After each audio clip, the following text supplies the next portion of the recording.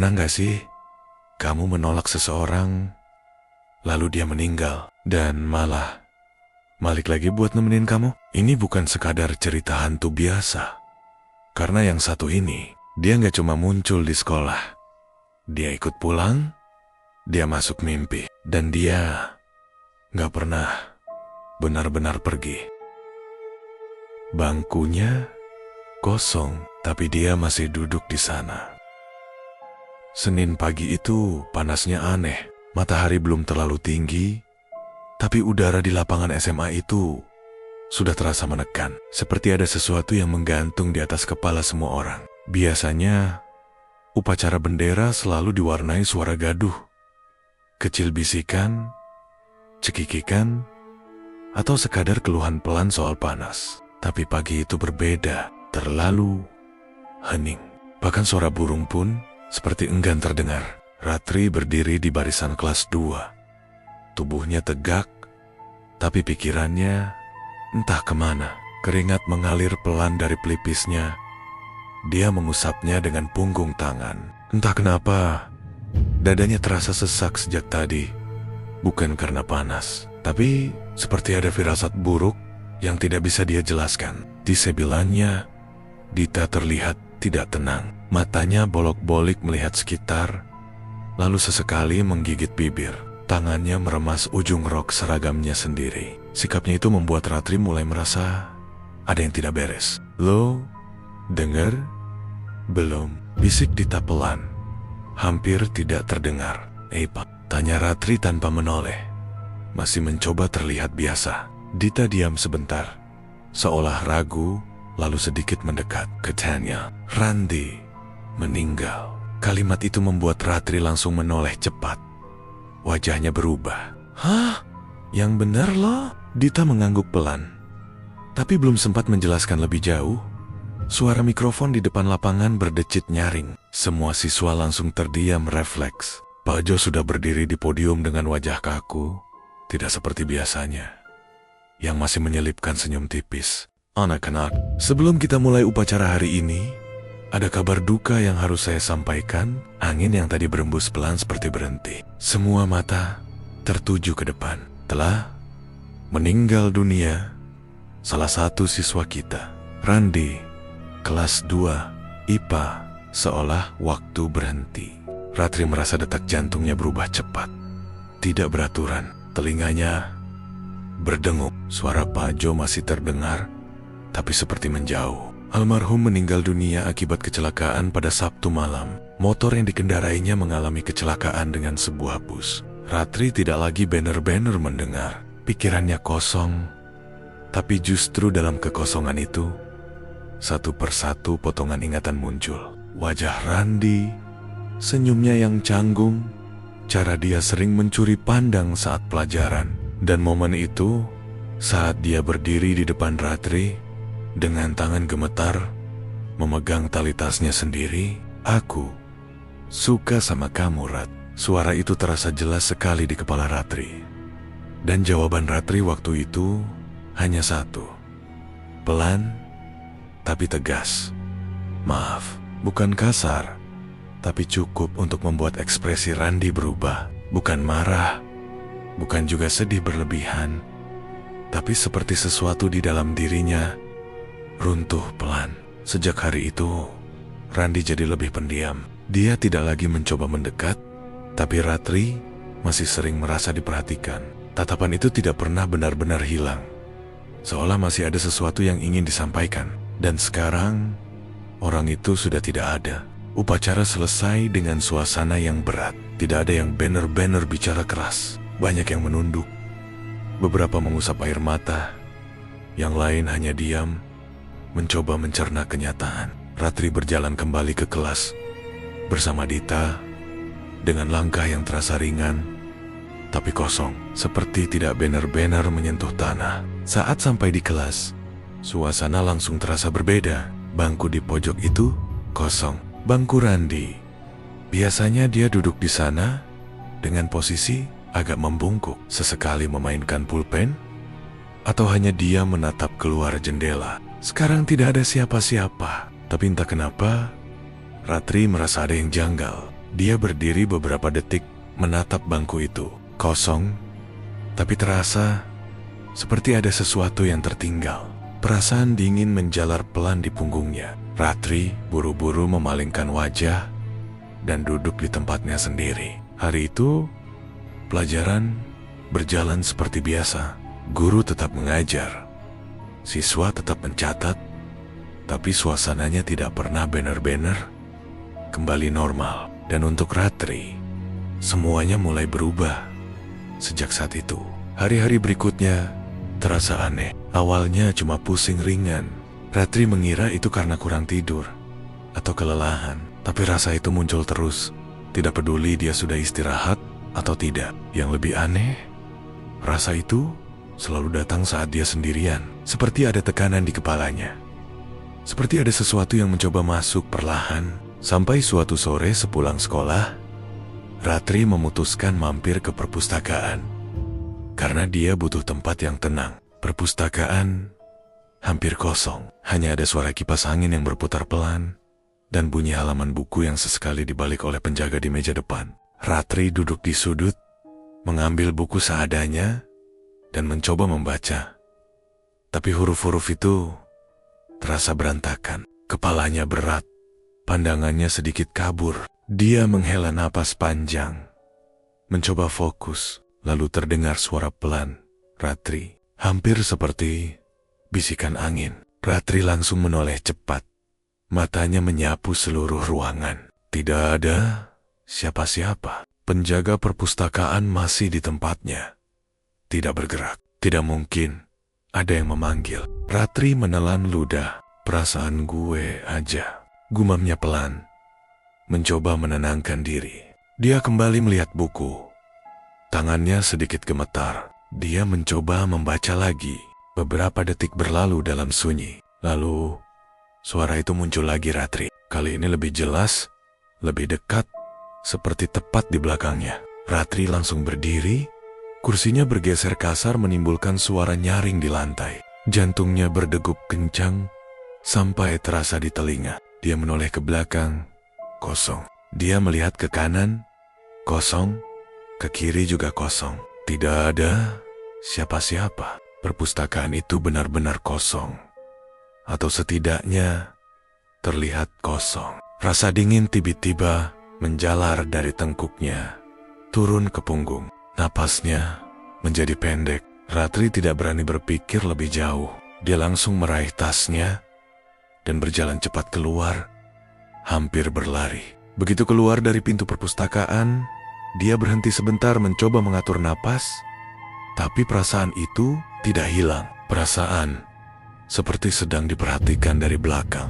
Perlahan, tanpa sadar, Ratri menoleh. Lorong di belakangnya kosong. Tapi entah kenapa, dia merasa ada seseorang yang berdiri di sana, menatapnya. Dan sejak hari itu, Ratri mulai sadar bahwa mungkin dia tidak pernah banner-banner sendirian lagi. Gangguan itu semakin nyata. Awalnya hanya suara yang sesekali muncul di saat sepi, lalu berubah jadi perasaan seperti selalu diawasi. Dan akhirnya, Ratri benar-benar melihatnya. Hari itu di kelas, pelajaran berlangsung seperti biasa. Guru sedang menulis di papan tulis dengan suara kapur yang berderit pelan, sementara siswa lain sibuk mencatat. Semua terlihat normal di permukaan, tapi tidak dengan Ratri. Sejak pagi, kepalanya sudah terasa berat, seperti ditekan dari dalam. Dia mencoba fokus, tapi matanya berkali-kali kehilangan arah. Sampai akhirnya, tanpa sadar, pandangannya tertarik ke pojok kelas. Bangku, itu bangku Randi. Dan di sana ada seseorang duduk. Ratri membeku seketika. Napasnya tertahan. Jantungnya seperti berhenti berdetak selama beberapa detik. Itu Randi, duduk seperti biasa, dengan posisi sedikit membungkuk. Seragamnya masih sama seperti terakhir kali dia lihat. Rapi, tapi terasa asing. Wajahnya pucat. Bukan pucat biasa, tapi pucat yang seperti kehilangan kehidupan sepenuhnya. Matanya kosong, menatap lurus ke depan. Tidak berkedip, seperti dia tidak sadar kalau dirinya sudah tidak hidup lagi. Ratri ingin berteriak, tapi suaranya seperti tertahan di tenggorokan. Tubuhnya tidak bisa bergerak. Tangannya dingin, perlahan, sangat perlahan. Randi menoleh, menatap Ratri. Tatapan itu tidak marah, tidak juga benar-benar sedih, tapi kosong. Dan dalam kekosongan itu, ada sesuatu yang tidak bisa dijelaskan. Sesuatu yang membuat dada Ratri terasa semakin sesak. Ratri langsung menunduk, gemetar. Dia tidak berani menatap lebih lama. Beberapa detik terasa seperti sangat lama. Saat akhirnya, dia memberanikan diri untuk melihat lagi. Bangku itu kosong. Tidak ada siapa-siapa. Seolah apa yang dia lihat barusan hanya ilusi. Tapi rasa dingin di tubuhnya tidak hilang. Sejak saat itu, hidup Ratri berubah jadi mimpi buruk yang tidak pernah benar-benar selesai. Randi mulai muncul di mana-mana, tidak selalu jelas. Kadang hanya bayangan sekilas di ujung mata. Di koridor, Ratri pernah melihat sosok berdiri di ujung lorong. Dia menatapnya, tapi saat dia berkedip, sosok itu hilang. Di kaca jendela kelas, pantulan wajah Ratri pernah terlihat tidak sendirian. Ada bayangan lain di belakangnya. Samar, tapi cukup untuk membuatnya membeku.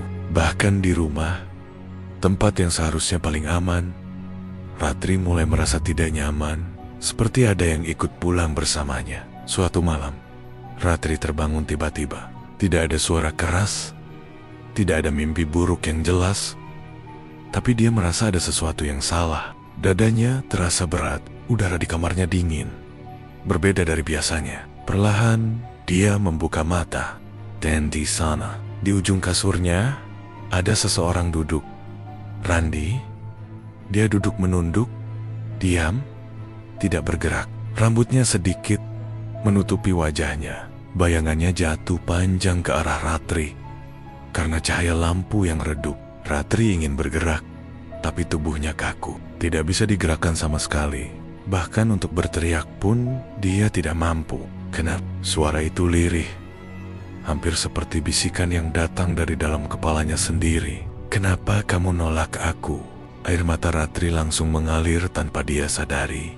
Dia ingin menjawab, ingin meminta maaf, ingin mengatakan sesuatu, apa saja. Tapi lidahnya keluh. Tidak ada suara yang keluar. Perlahan, Randi mengangkat kepalanya, dan saat wajahnya terlihat jelas, Ratri merasa seluruh tubuhnya semakin dingin. Wajah itu berubah, lebih pucat, lebih hancur, seperti sesuatu yang sudah tidak seharusnya ada di dunia ini. Temenin aku. Tangannya terulur pelan ke arah Ratri yang jernih kaku, dingin, tidak wajar. Dan saat itu, Ratri merasa tubuhnya seperti ditarik, bukan secara fisik, tapi seperti ada sesuatu yang menarik. Kesadarannya keluar, dunia di sekitarnya berubah, dinding kamar menghilang, suara-suara hilang. Dia berdiri di tempat yang aneh, indah, tapi sunyi, terlalu sunyi sampai terasa menekan. Langitnya tidak berwarna, seperti abu-abu tanpa batas. Udara di sana terasa ringan, tapi juga kosong. Tidak ada suara angin, tidak ada kehidupan. Dan di sana, beberapa langkah di depannya, Randi berdiri, menunggu. Di sini, gak sakit lagi. Suaranya terdengar lebih jelas sekarang, tapi tetap tanpa emosi. Ratri menangis. Dia tahu tempat itu bukan tempat yang seharusnya dia datangi. Ada sesuatu yang salah. Sengat salah. Dia mencoba mundur, mencoba melawan tarikan itu, mencoba kembali. Aku nggak mau. Suaranya akhirnya keluar, lemah tapi penuh ketakutan. Randi hanya diam, tetap menatapnya. Tangan itu masih terulur. Dan saat Ratri merasa dirinya hampir sepenuhnya terseret ke tempat itu, semuanya tiba-tiba hilang. Ratri terbangun dengan teriakan keras. Tubuhnya basah oleh keringat. Napasnya tidak beraturan. Kepalanya terasa seperti terbakar. Sejak malam itu, kondisi Ratri memburuk drastis. Dia sering demam tinggi tanpa sebab yang jelas. Beberapa kali dia pingsan di rumah. Berat badannya turun, wajahnya pucat, matanya sayu. Bahkan saat sadar pun, dia sering terlihat kosong. Seperti sebagian dari dirinya tertinggal di tempat lain. Orang tuanya mulai panik. Sampai akhirnya, mereka membawa Ratri ke seseorang yang dikenal bisa menangani hal-hal seperti itu. Mbak Arum. Rumahnya sederhana. Berada di pinggir kota, dikelilingi pepohonan yang membuat suasananya terasa teduh, tapi juga sedikit mencekam. Begitu masuk, Ratri langsung merasakan tekanan aneh di udara. Seperti ada sesuatu yang tidak terlihat tapi hadir. Mbak Arum menatap Ratri lama tanpa bicara. Tatapannya dalam, seolah melihat sesuatu yang tidak bisa dilihat orang lain. Lalu dia berkata pelan, dia nempel. Ibu Ratri langsung panik. Maksudnya gimana, Mbak? Mbak Arum menarik napas pelan. Anak itu belum ada perasaan yang belum selesai. Ratri tidak bisa menahan tangisnya. Semua yang dia rasakan selama ini seperti menemukan jawabannya. Dia terus ngikutin kamu, karena kamu yang terakhir ada di pikirannya. Proses itu tidak mudah. Saat doa mulai dibacakan, tubuh Ratri tiba-tiba menegok. Napasnya berubah. Tangannya mencengkeram kuat kain di bawahnya. Dia mulai berteriak, menangis. Bahkan suaranya berubah menjadi berat dan asing. Jangan diambil. Dia punya aku. Suara itu keluar dari mulut Ratri. Tapi itu bukan suara dia. Itu suara Randi. Semua yang ada di ruangan itu merinding. Mbak Arum tetap tenang. Dia terus membaca doa dengan suara yang stabil. Semakin lama, suara itu semakin melemah. Teriakan berubah jadi rintihan, lalu jadi bisikan, dan akhirnya hilang. Tubuh Ratri langsung jatuh lemas. Napasnya kembali normal. Perlahan, untuk pertama kalinya setelah sekian lama, dia merasa ringan. Seperti beban yang selama ini menekan dirinya, akhirnya terangkat. Dia bisa bernapas dengan lega. Dia pikir semuanya sudah selesai. Tapi jauh di dalam hatinya, masih ada rasa tidak tenang yang tersisa. Dan tanpa dia sadari, sesuatu itu belum benar-benar pergi. Beberapa minggu setelah kejadian itu, keadaan mulai terasa lebih normal. Setidaknya di permukaan, aktivitas sekolah kembali berjalan seperti biasa. Suara bel masuk dan keluar kelas kembali jadi rutinitas yang terdengar familiar. Dan siswa-siswi mulai kembali tertawa seperti sebelumnya. Tapi di balik semua itu, ada sisa rasa yang tidak benar-benar hilang. Terutama untuk Ratri. Dia sudah kembali ke sekolah, duduk lagi di bangkunya, mengikuti pelajaran, berbicara dengan Dita. Tapi ada sesuatu dalam dirinya yang berubah. Wajahnya masih sering terlihat murung, matanya kadang kosong, seperti masih menyimpan bayangan dari apa yang sudah dia alami. Orang-orang perlahan mencoba melupakan kejadian tentang Randi. Nama itu jarang disebut lagi, seolah dengan tidak menyebutnya, semuanya akan benar-benar selesai. Tapi justru dalam diam itulah rasa penasaran dan ketakutan diam-diam tumbuh. Sampai akhirnya hari kerja bakti tiba. Hari itu suasana sekolah cukup ramai. Semua siswa turun tangan membersihkan lingkungan sekolah. Ada yang menyapu halaman, ada yang membersihkan kelas, ada juga yang merapikan taman. Suara tawa mulai terdengar lagi, bercampur dengan obrolan ringan yang membuat suasana terasa lebih hidup dibanding hari-hari sebelumnya. Ratri mendapat bagian menyapu area dekat kantin. Dia bersama Dita dan beberapa teman lain bekerja sambil sesekali bercanda kecil. Walau Ratri sendiri lebih banyak diam. Dia menyapu pelan, matanya sesekali mengarah ke sekitar, seperti memastikan sesuatu yang tidak terlihat. Udah mendingan kan lo sekarang? Tanya Dita pelan, sambil mengelap keringat. Ratri mengangguk sedikit. Lumayan. Tapi sebenarnya dia tidak benar-benar yakin dengan jawabannya sendiri. Tiba-tiba terdengar suara benda jatuh cukup keras dari dalam kantin. Semua langsung berhenti, bergerak. Sapuan Ratri terhenti di tengah. Mereka saling berpandangan, lalu perlahan menoleh ke arah sumber suara. Di dalam kantin, Puput berdiri di tengah ruangan. Tubuhnya gemetar hebat. Kedua tangannya mengepal kuat di samping tubuhnya. Tahan matanya berubah. Putih. Kosong. Tanpa pupil. Pupet. Dita memanggil pelan.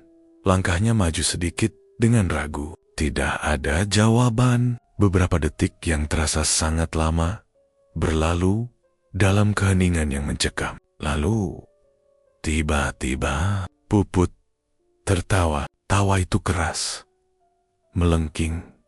Tidak seperti suara manusia yang normal. Semua yang mendengar langsung merinding. Kenapa ditudukin? Teriak Puput tiba-tiba. Semua siswa langsung mundur beberapa langkah. Ratri merasakan darahnya seperti berhenti mengalir. Suara itu bukan suara Puput. Itu tempat gue. Itu tempat gue.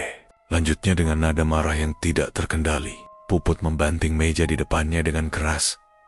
Sampai suara benturannya menggema ke seluruh kantin. Beberapa siswa mulai panik. Ada yang berteriak, ada yang langsung lari keluar. Suasana yang tadinya ramai berubah jadi kacau dalam hitungan detik. Ratri berdiri kaku di tempatnya. Tubuhnya dingin, napasnya tertahan. Dia tahu suara itu. Dia sangat tahu. Randi, kalian semua lupa gue ya? Suara itu keluar lagi dari mulut Puput. Lebih keras, lebih penuh emosi. Puput menunjuk ke arah gedung kelas dengan tangan yang gemetar. Gue masih di sini. Tangis langsung pecah di mana-mana. Beberapa siswa histeris. Yang lain hanya terpaku ketakutan. Ratri tidak bisa bergerak. Kakinya seperti tertanam di tanah. Semua yang dia rasakan dulu kembali lagi dalam sekejap. Guru-guru mulai berdatangan, berusaha menenangkan keadaan. Beberapa guru laki-laki mendekat dengan hati-hati, mencoba menahan Puput yang terus meronta dan berteriak. Tubuh Puput bergerak tidak wajar. Tenaganya seperti jauh lebih kuat dari biasanya. Jangan sentuh gue, teriaknya dengan suara yang berubah-ubah antara berat dan melengking. Beberapa guru mencoba membacakan doa dengan suara terburu-buru. Suasana semakin tegang. Ratri hanya bisa melihat tubuhnya masih kaku. Matanya tidak lepas dari Puput. Lalu, perlahan, gerakan Puput mulai melemah. Teriakannya berubah jadi rintihan. Tubuhnya yang tadi tegang mulai lemas. Sebelum akhirnya dia jatuh pingsan. Beberapa guru langsung menangkap tubuhnya sebelum menyentuh lantai. Suasana masih kacau. Tangis dan bisikan ketakutan terdengar di mana-mana. Tapi di tengah semua itu, ada satu momen yang tidak disadari banyak orang. Saat tubuh Puput hampir sepenuhnya lemas, dia membuka mata sebentar. Matanya tidak lagi putih, tapi tatapannya langsung mengarah ke Ratri. Dan dengan suara yang sangat pelan, hampir seperti hembusan napas. Gue masih nunggu. Ratri merasakan tubuhnya langsung lemas. Dunia di sekitarnya seperti meredup sesaat. Kata-kata itu terlalu jelas untuk diabaikan. Setelah kejadian itu, sekolah tidak bisa lagi menganggap semuanya sudah selesai. Ketakutan menyebar cepat. Banyak siswa yang mulai membicarakan kembali kejadian Randi Baken, serita-serita yang sebelumnya hanya dianggap rumor. Akhirnya, pihak sekolah memutuskan untuk mengadakan doa bersama. Semua siswa diwajibkan ikut. Hari itu, aula sekolah dipenuhi oleh siswa, guru, dan beberapa orang tua yang datang. Suasana hening. Berbeda dari biasanya, tidak ada yang berani bercanda. Nama Randi disebut dengan jelas dalam doa. Semua diminta menundukkan kepala. Doa dipanjatkan dengan khusyuk. Dan untuk pertama kalinya, Ratri benar-benar ikut berdoa dengan sungguh-sungguh. Bukan karena takut lagi, bukan karena ingin terbebas dari gangguan, tapi karena dia akhirnya mengerti bahwa ada sesuatu yang belum selesai, bahwa ada perasaan yang tertinggal, bahwa ada kata yang tidak sempat diucapkan, dan semua itu bisa menjadi beban, bukan hanya untuk yang masih hidup, tapi juga untuk yang sudah pergi. Air mata Ratri jatuh pelan saat dia berdoa dalam hati. Dia meminta maaf, dia mendoakan, dia melepaskan, dan sejak hari itu gangguan itu berhenti. Tidak ada lagi suara bisikan, tidak ada lagi bayangan di sudut mata, tidak ada lagi perasaan diawasi. Bangku Randi tetap kosong, tapi tidak lagi terasa berisi. Hanya sebuah bangku biasa, seperti seharusnya. Ratri perlahan kembali menjalani hidupnya. Walau kadang saat suasana terlalu sepi atau saat dia tanpa sengaja melihat ke arah pojok kelas, ingatan itu kembali muncul tentang tatapan itu, tentang suara itu, tentang seseorang yang hanya ingin didengar. Dan dari semua kejadian itu, Ratri belajar satu hal yang tidak akan pernah dia lupakan, bahwa yang sudah pergi perlu dilepaskan, dan yang masih hidup harus belajar merelakan, karena tidak semua yang belum selesai harus dibawa sampai ke dunia lain. Dan cerita pun tamat.